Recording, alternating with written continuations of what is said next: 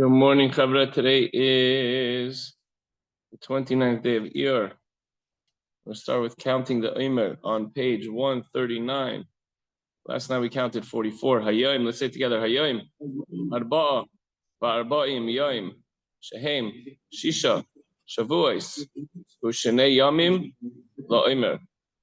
Today is 44 days, which is 6 weeks and 2 days of the Omer. Wow, really getting close now to Shavuos. Okay, we're in the Chayenu on page 66 for the 29th day of Iyar. Today's a beautiful Tuesday morning. In today's lesson,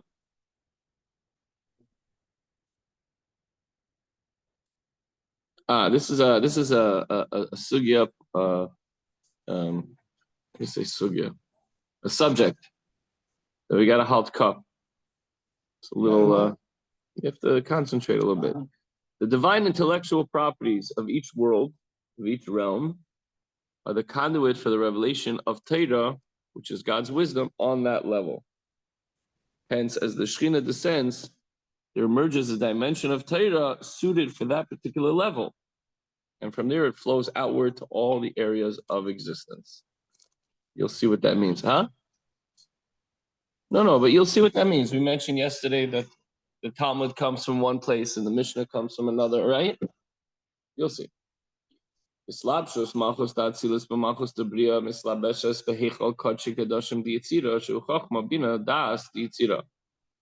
By virtue of the clothing, the garments of malchus of atzilus in malchus of bria, it then clothes itself in the kodesh hakadoshim, the holy of holies of yitzira.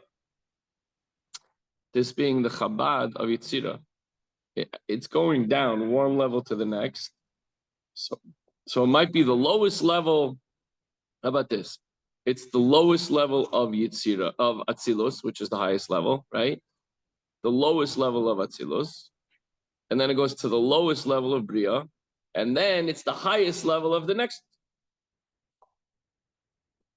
The Chach Minadas of Yitzira. It is this manner that the Shekhinah of Malchus of Atzilus ultimately comes to reside in the world of Yitzira. So that's the world just above ours. Later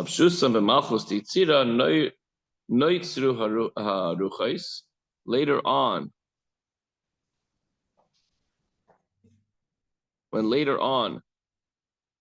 the latter, Malchus of Atzilus, together with the spheres in which it is enclosed, in Malchus of Bria and in Chabad of Yitzira, are clothed in Malchus of Yitzira. The souls, which are called the Ruchais, are then created for the three levels of souls. Nefesh, Ruach, singular of Ruach, and Neshama correspond to the three lower worlds. Nefesh originates in Asiya, Ruach in Yitzira, and Neshama in Bria.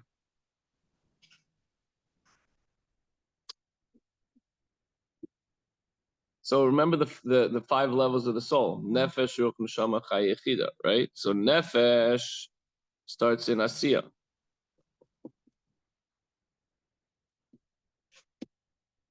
This world.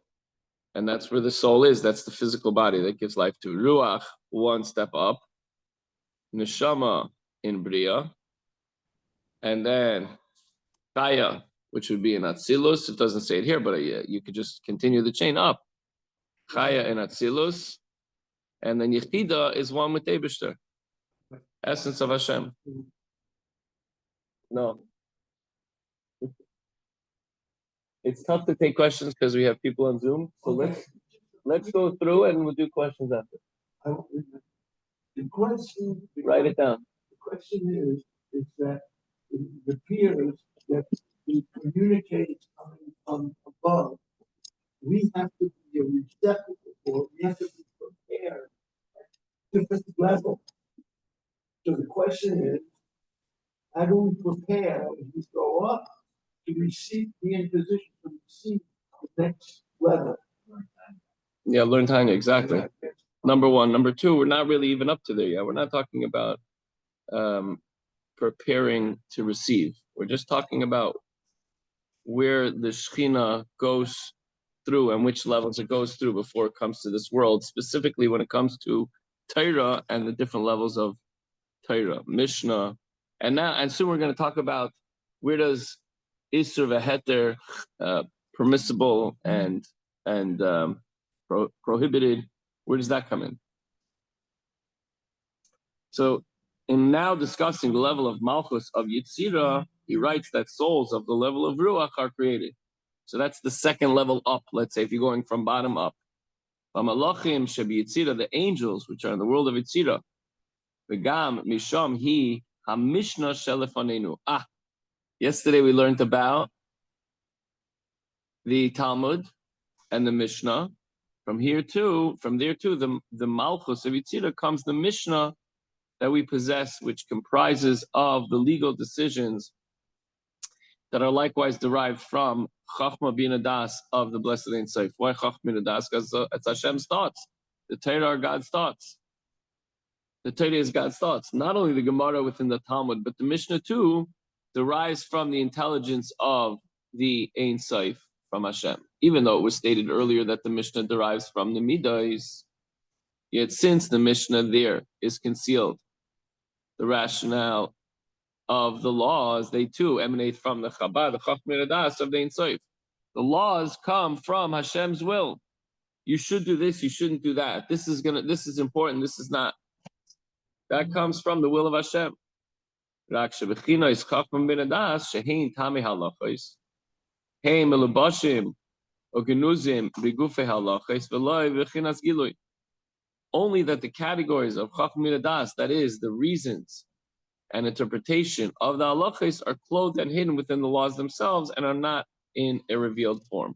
But the origination of these laws, the roots of these laws, are in the Chabad of Ein Sof, the thought process, so to speak, of the eternal.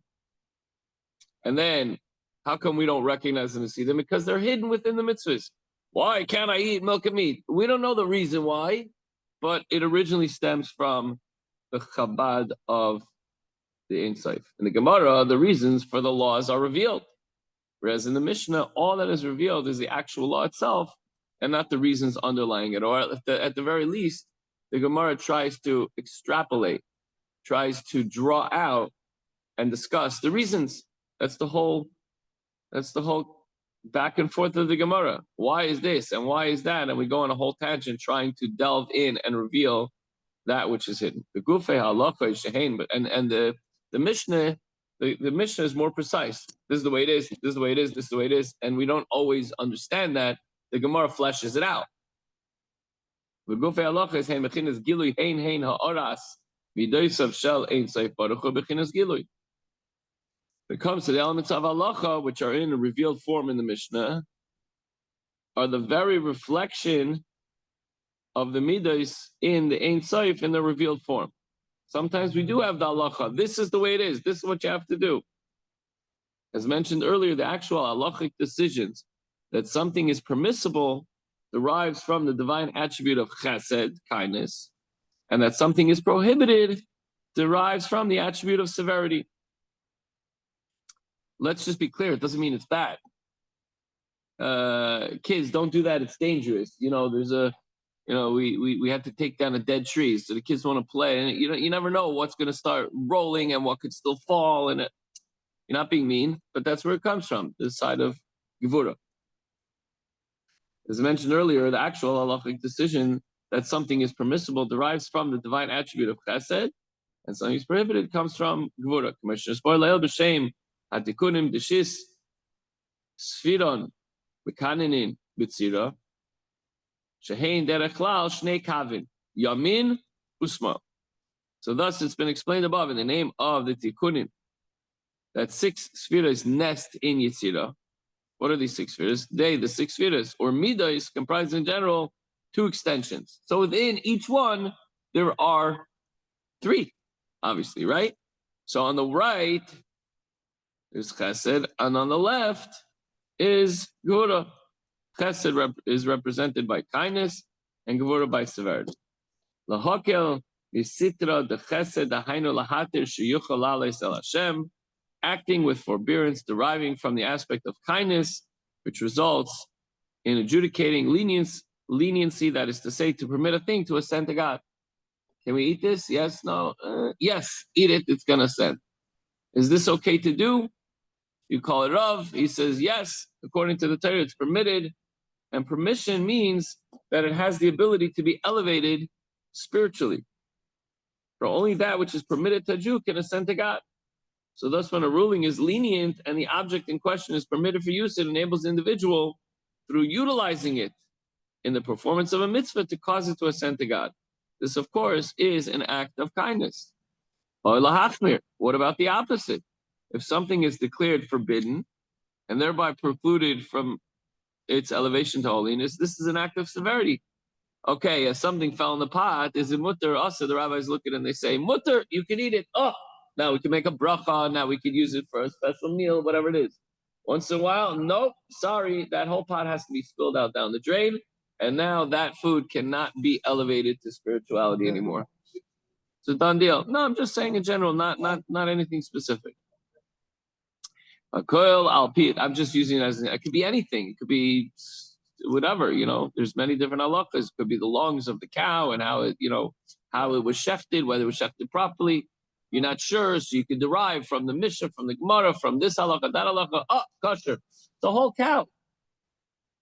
Either it goes and gets sold to a guy, which is no problem if they eat it, or we could now say that this is kosher and eat it at Shabbos and Yontif and say blessings on it and at weddings and all the different things. Hakoil alpi chachma ilah datzilus ubina v'das klulois ba. All of this, both Mishnah and Talmud, is according to the supernal chachma v'atzilus, and bina and das are comprised in it, meaning in the chachma. So chachma, just like we have our thought process. So we have the chachma and bina das, but the das, the bina and the das, is included in the chachma, which is in atzilus. And all of this, the Mishnah, the Talmud, everything originated in Hashem, of course, and came down through Atzilus, which is, right up close to Hashem. There's not much discussed about Atzilus because it's just too powerful and spiritual for us to really delve into it all. But that's where it comes from. And then it trickles down. I shouldn't even say trickles. It goes through the chain of descent, through Bria, Yitzira, and Asiya down into this world. We open up the Mishnah, boom. This is what could be elevated, this is what can. And not only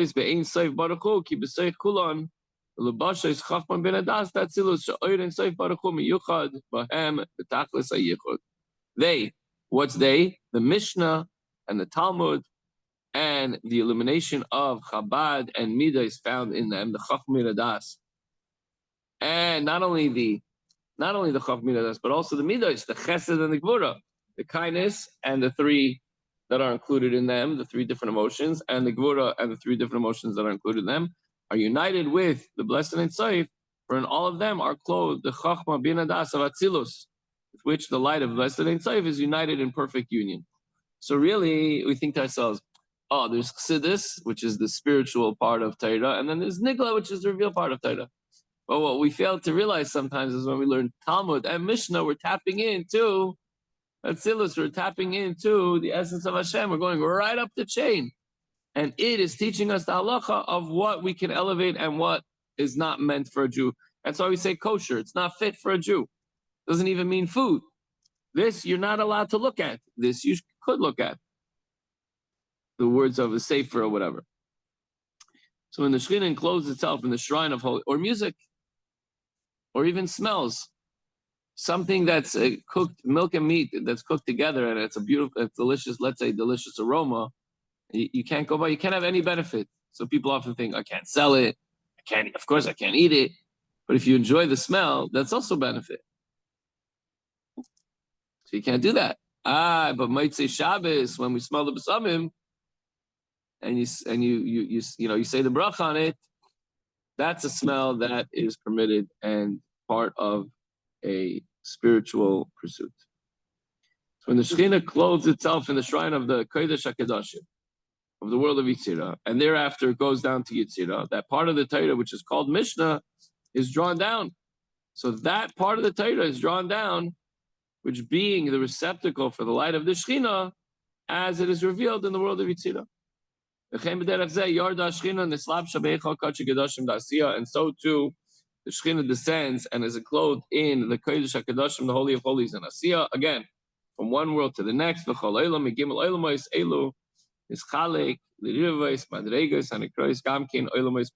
each of these three worlds, Bria, Yitzira, and Asiyah, Atzilus being right above, but then you have Bria, Yitzira, and Asiyah, subdivided into many, many, many different levels, gradations, as the potency, the power, the holiness, the roots of the Torah, the Mishnah, and the Talmud start to trickle down further and further and further until it reaches our world. The Malchus of Atzilus, as we go up, the level of Shekhinah is clothed in a shall call olam prati, the level of Malchus of each particular world. And